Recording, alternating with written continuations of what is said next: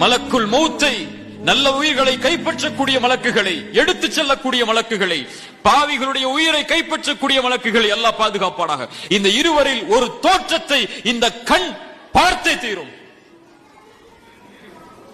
பயப்படுவான், கவலை கொள்வான்.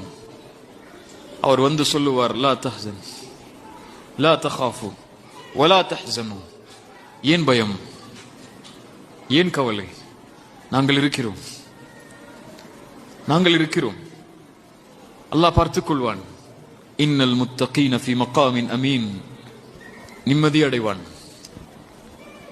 அனுமதி கொடுங்கள், என் உறவுகளிடத்தில் சென்று சொல்லி வந்து விடுகிறேன், அல்லாஹ் எனக்கு வெற்றி அளித்து விட்டான், அனுமதி கொடுங்கள்.